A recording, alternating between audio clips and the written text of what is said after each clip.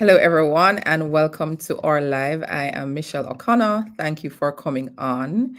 I am happy this morning that we're continuing our conversation where we are talking about building a legacy business.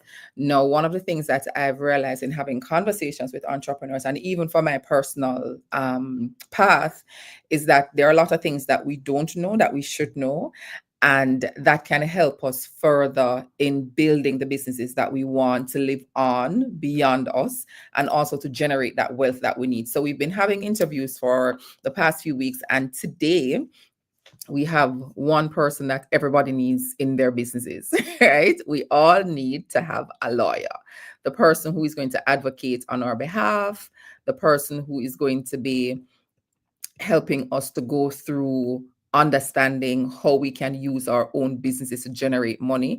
And so if you know anyone who probably thinks about this, struggles with this, I want you to go ahead and share the live with them as we are going to just be diving right in. So I want to welcome Yannick Russell. Thank you so much for coming on, Yannick. Thank you for having me, I'm, Michelle. I'm just realizing that we're similar. Yes, we So thought like as we jump right in, tell our viewers a little bit about yourself. What do you specialize in? yeah, so I'm Yannick Russell. I'm a lawyer, as Michelle has said, and I work in estates and in doing wills and estates law. I ensure that I'm assisting Canadian newcomers as an immigration lawyer as well to create assets. And one of the main ways persons are able to build assets is through business, purchasing businesses or starting a business. So that's a little bit about what I do, helping persons get set up for success. Thanks, Yannick. And we all need that. We all need to make sure that we are set up for success. I would have shared with persons when I was sharing, promoting the live, that when I started out, I just registered a sole proprietor. I'm like, you know what? I want to get started. This is the quickest way to get started. And then the more I got an understanding of what needs to happen, then I moved to the next level. And some of us may have heard about trust and different things, but we'll get into those. But Right. Yannick, when you think about business and helping persons to go on that path and structure their business, what are some of the things that you encourage them to consider? Right. So one of the first things you need to consider is, your intention. You're starting a business, but what's that end goal? And who will be your clients? Who are you supplying? Are you working with just individuals on the ground within your respective province? Will you be doing any, inter-provincial trade or any services or products you're offering across Mhm. those provincial borders? Or is your market international? And that is going to assist you with understanding the business structure that is most appropriate for you. So that's one of the first things I always encourage my clients to do. Think about what that end goal is. What is Yeah, it that you have in mind for this yeah. business, right? And as you say that, Yannick, one of the things that comes to mind, which is one of the areas I advocate for, is to have a plan. Yes, Mm-hmm. you know you have an idea about what you want to do and what you want to achieve, but think about what that goal is. Why did you start, and who are you going to serve, and where are they located? Because doing that groundwork, I call it laying the foundation. When you lay that foundation from early, you're able to build on it a lot easier. Absolutely. Absolutely. So that's definitely key. Another thing is, yes, you're going into business, but who is it that you will be serving, right?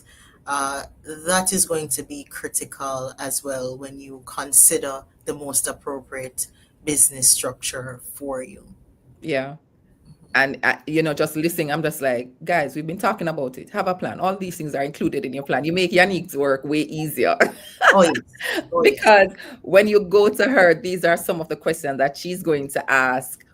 Where are your clients located? Where are you going to be serving them? That way you can set up that structure that works for you. So they've come to you they have an idea who they're serving, where they're located, and you are assessing that and then proposing the various types of structure that works for them. What are some of those structures? Yeah, so in Canada, there are three basic business structures when you look at the categories. So it can be a sole proprietorship, it can be a partnership. And when you touch on partnership, it's further segmented into three other types of partnerships. So you've got a partnership, you've got the sole proprietorship, and then you've got corporations, right? Um, Off the bat, most of the mom and pop businesses, your corner stores, a lot of them are just sole proprietorships, right? Mhm. Individuals who saw a need, they're fulfilling a need Yeah. within their immediate communities. They just went, registered a Yeah. business, they got a master business I can license, relate. right? Right? They got a master business license without, they started without any contemplation of the future, right?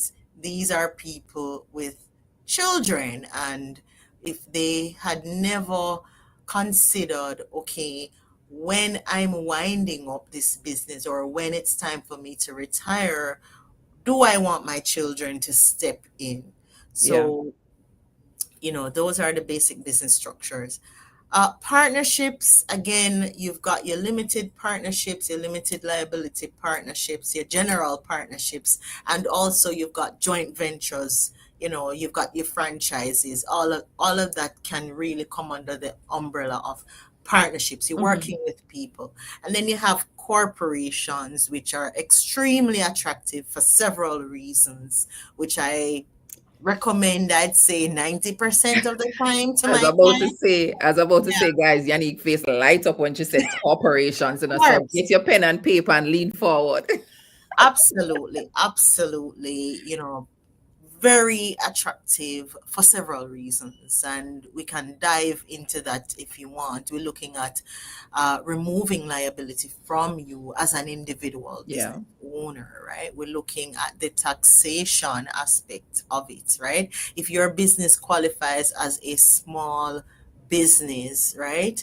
And in Canada, you call them CCPCs. So it's operating, as long as the operating corp has income that's 500,000 or less, then you're going to be taxed at 12.2%, 12%, Hmm. right? As opposed to you personally being taxed at like what, 53%, Yeah. immediately you see the benefit there.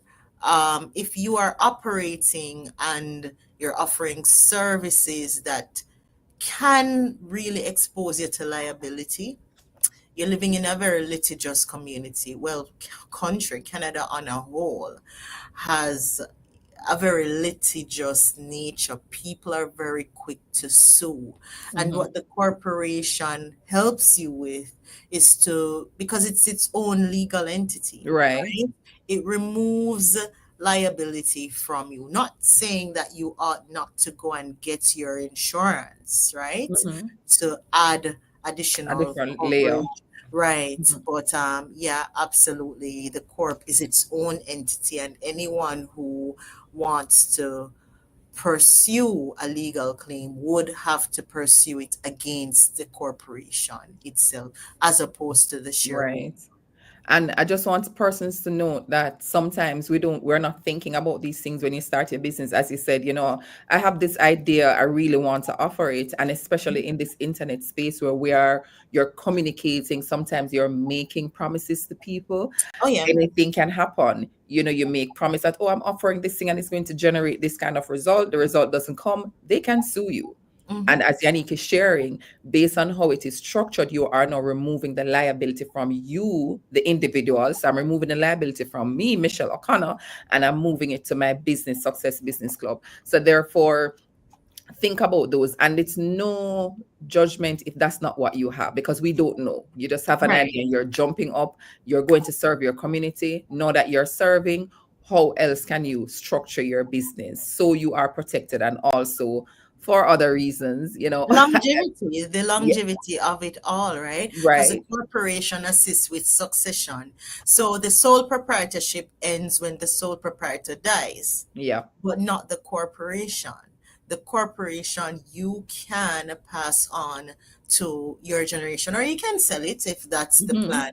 But it's just another positive, another plus, um, another reason why I like the corporation Yeah. as a business structure. And one of the things that I often hear a lot of wealthy business owners talk about in terms of how they set up their business, and even my experience in corporate, having holding companies, registering the business in the holding company, having trust, you name it. So it's all in the structure. So that way it carries on because you are building wealth, and Mhm. wealth is not something that you achieve right now. You're leaving it for your next generation, and so that is something that you want to think about as well. A few points I want to, because this is such a hot topic in the US. And, the minute I introduce myself as an estates lawyer, I start get, peppered with questions on trust and hold co, etc. So, as far as Canada is concerned, you've got to appreciate that there are tax policies, regulations at play. I want to backtrack a bit Yeah, because we touched on, removing liability from the shareholder of the corp. And the shareholder is the owner of the corporation, for viewers who aren't familiar with that yeah, term. But the courts are very reluctant to allow shareholders to simply slip away and say, oh, it's a corporation, it has no money, you can't sue it. If they've done things that are so egregious, things that would have shocked, as they say, shocked the court's conscience, yeah. where the judges will be willing to pierce the corporate veil and reach behind and catch you, the shareholder, Mm, if the reasonable person, if the officious bystander would have concluded that, okay, that act, you ought not to have done it. It's yeah, like fraudulent misrepresentation, things that are just so wrong, right? So let's just put that yeah. out there. You cannot hide from every single liability. So don't do something purposefully knowing that Yes, or thinking that you're going to say it's the business, it's the it's the business. corporation, it's Yes. not me. That's And what you by need the to do. way, this business isn't liquid. I've extracted all the cash. Or I've simply set up a holding company, moved out all the assets from the operating company, and now the opco is essentially like a shell, looking Yeah, like a shell. And I yeah. use that term loosely because they like to call the holdco a shell A shell sometimes. company. Yeah. So in Canada, right? When persons, business owners, corporation owners, let me be specific, are pursuing succession planning, some of the strategies that we look at uh, are include estate freezes. We look at recommending that they purchase insurance, like whole life insurance. So just before you carry on, Yanni, just in case persons are on and they don't know, when you say estate freezes, and I know we have persons who are hopping on. If you have questions, you can go ahead and leave your questions in the comments as long as it can be answered on air. We will definitely facilitate.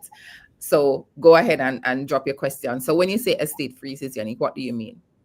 So what I mean is, right, the cost of a share. So when you start a corporation, the articles will outline, and the articles is like the Bible of a corporation, Yeah. right? It will document terms, etc., that govern the corporation. So the value of the share of each share in the business is going to be determined by the value of the corp itself. Let's face it, when you start a company from scratch, the value of the share may be negligible, Mm-hmm. next to Yeah. nothing.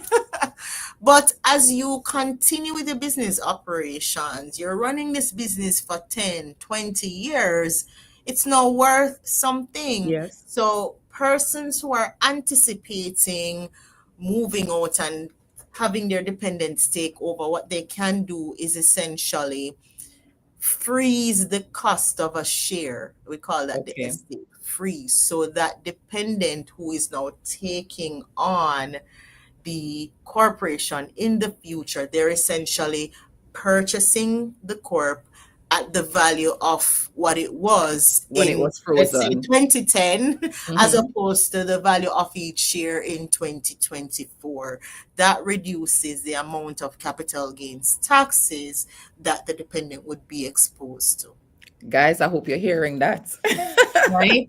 So, the point I was making is each corporation owner now has a lifetime capital gains exemption of 1.2 million, 1.25 million, right? So that's what you are allowed only if your CCPC is deemed a qualifying small business, like Hmm.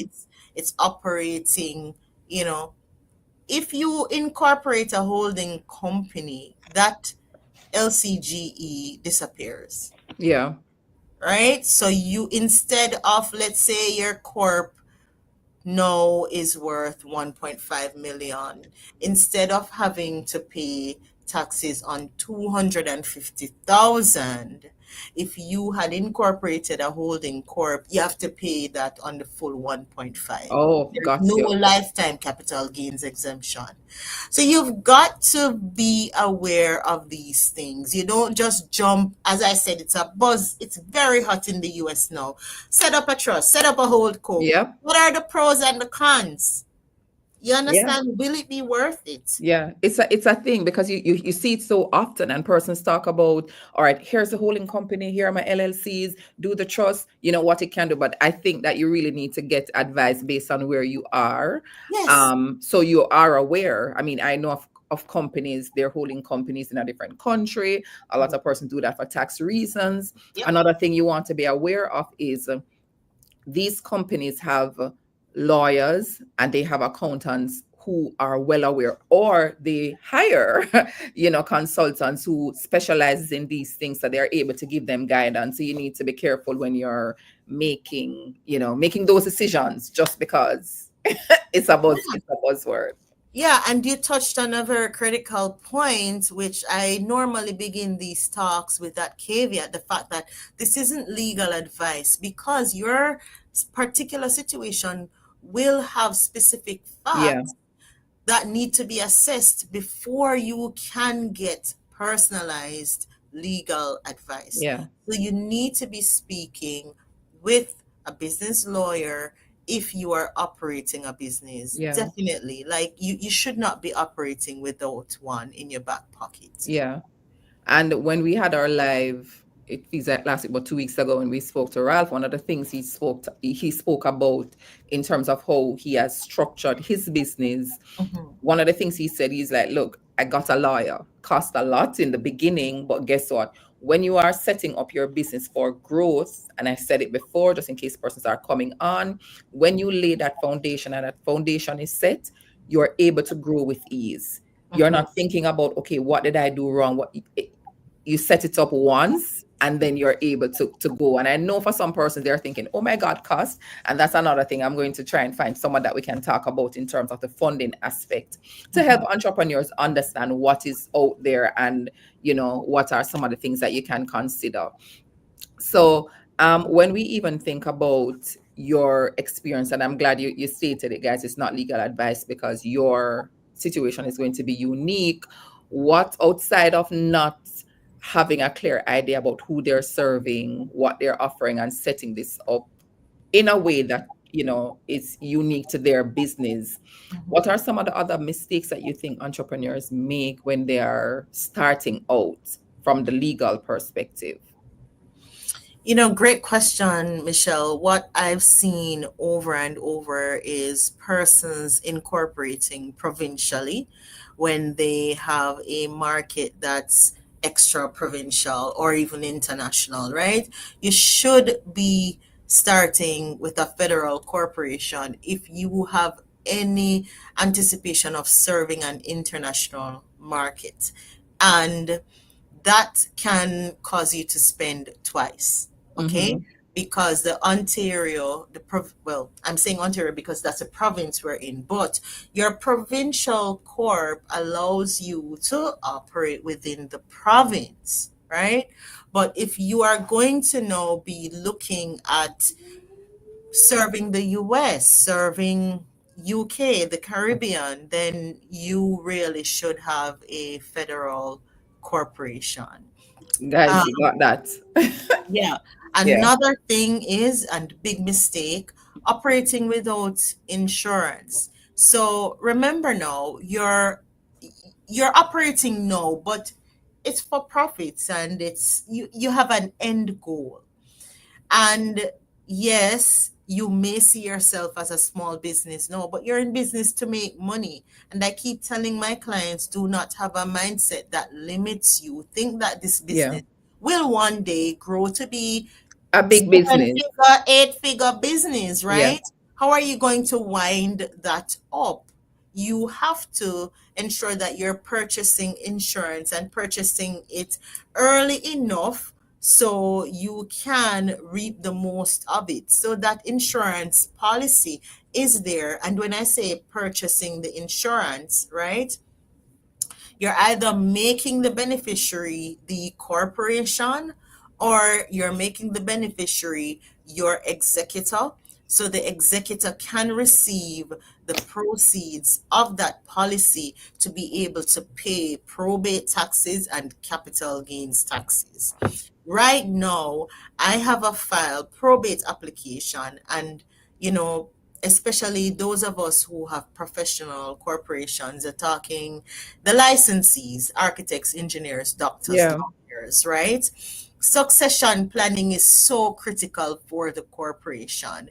I have a file.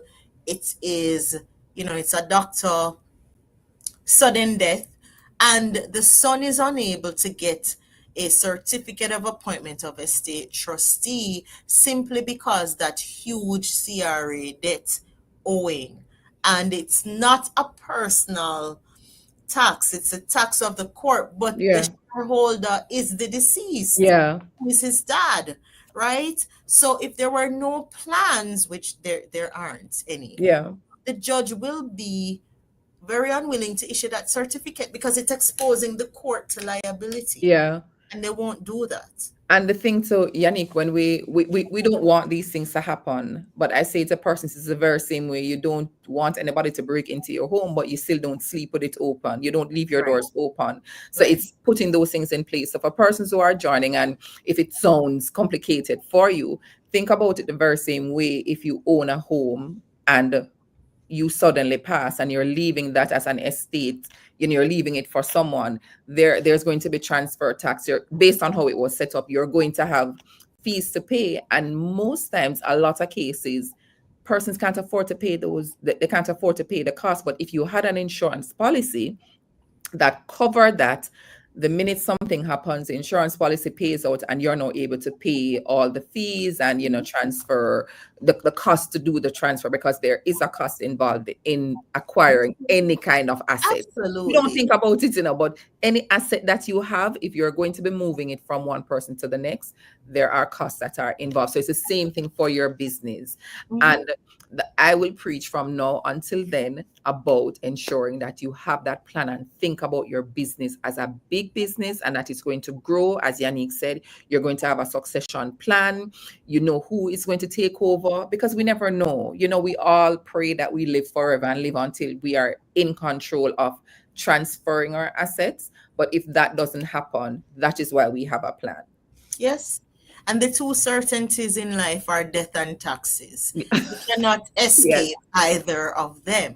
Okay? Yeah. So, why not be prudent and put the plans in place for things that you're sure Sure. they will Yep. happen? Yep. So, well, I see persons saying that they didn't know a lot about these things. So thanks for sharing. Guys, if you're joining and have any questions, please go ahead. We're probably wrapping up in less than 5 minutes, because I do believe that you've gotten enough to make a decision on, or to really assess where you are at. The first thing you need to do, assess, is my business set up? What is the structure of my business? Because when we talk about setting up your business for profitability, remember, it's not just about you. It's Mhm. one, as Yannick said, it's if you're going to be selling it, you're going to be transferring it to someone. God forbid something happens to you and you need to, somebody else needs to acquire the business. Or if it is that, you get sued, something happens, you never can tell, what can happen in life. So having that structure does make a difference. So if you have any questions as we wrap up, please let us know. So for persons who are thinking about setting up their businesses, Yannick, tell us how can they reach you, or if you have any closing words. I almost sound like in the court. Any closing arguments? Final Submissions Council. Absolutely. So I'm located in Toronto, Canada. Our website is www.yrusselllpc.com. You can also call us at 416-800-9891. What I want to leave with your viewers, Michelle, is the point that their mindset at the outset of starting the business is equally important as the mindset required to continue operating the business and also to wrap up the business, because Yeah. you've got to wind it up at some point. Yeah. Either you're handing it over to your children or you're going to sell it. So, as I said, you start the business at zero or maybe a few $1,000s. You end the business at seven, eight figures, nine figures. We're thinking big here, right? We're Yes. dreaming big here. All that growth, right, is what you call capital gains. You are only exempted on your principal residence, so that's your home. Anything else, if you're buying an investment property, that nice condo, the cottage, the corporation, right, that's capital gains. Yeah. You need to be considering that tax, but you need to also be considering probate taxes.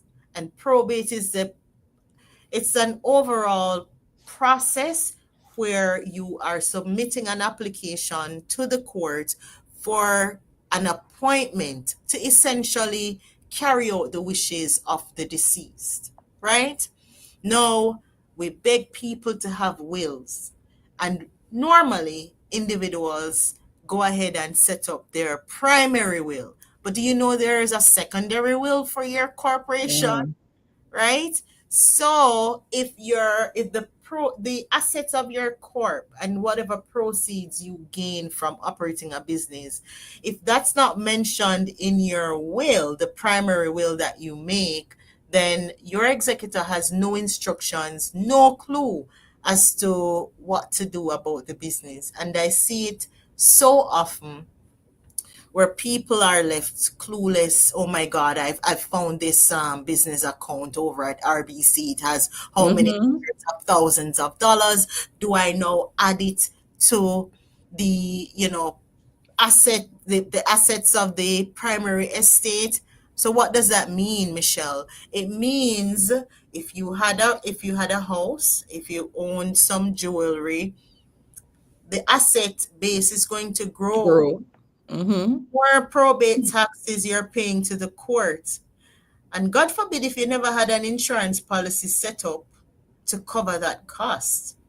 I've had to save people from paying millions, 500 and odd thousand, hundreds of thousands by pleading to the court using the law, right, to dispense with the need for them to pay bond. And Yeah. you have to pay that money into court. So that's what I want to say. People consider the fact that you've got to be documenting your succession plans, Mm-hmm. and you've got to operate with the mindset that, yeah, this business will one day be big. So Be a put big things in business. place. Yeah, put things in place to um, really. mitigate against the negative things that can flow from you being successful in Yeah. this. Thanks for that, Yannick. And I'm really happy that you went into the capital gains aspect, because on social media, a lot of times you hear persons talking about, oh, I was able to generate this amount of revenue. I was able to grow my business like this. And persons want to jump into that. And I often wonder if they understand what that means, because that person may not be able to say to them what they have in place when they're growing their revenue, how Mm-hmm. much of that revenue is no profit. You know, we don't think about that. And that's one of the reasons I really wanted to do this legacy business series, because there are other sides of the business that we're not talking of. We're talking a lot about revenue, Yeah. growing revenue and building revenue. And I gained this amount of clients and I made this amount of money. But there is another side of your business that you really want to consider. If you're thinking about your business, as Yannick has been emphasizing, as a big business and Mm-hmm. one that is going to be around for a long time. If it's not with you, with your partners or with your children, you name it. So I Yeah. really hope that you guys And found this helpful. there, there are several types of insurance policies. You've got your whole life, you've got Yeah. IPPs, which is very good. I don't know if you know, but just this summer, capital gains taxes, it's now 66.67%. It's two-third, right? It's no Yes. longer 50%. Right? So we've got to be very mindful. Yes, we want you to grow, but put the things in place so you're not shocked at the end of the day when you get that tax bill. Or even worse, when your loved ones are grieving, they don't have to deal with grief in And addition the to bus. Yeah. frustration Yeah. and a big Yeah. tax. So I, in partially putting on my insurance hats, because I'm licensed, I'm a licensed insurance agent as well. One of the things, Great. and I like how you said it, Yannick, that when we talk to persons about funeral arrangement or having a plan for that, we're like, if you've never buried someone, and I have, you are so emotionally vested in this that you don't want to think about the business Nope. side.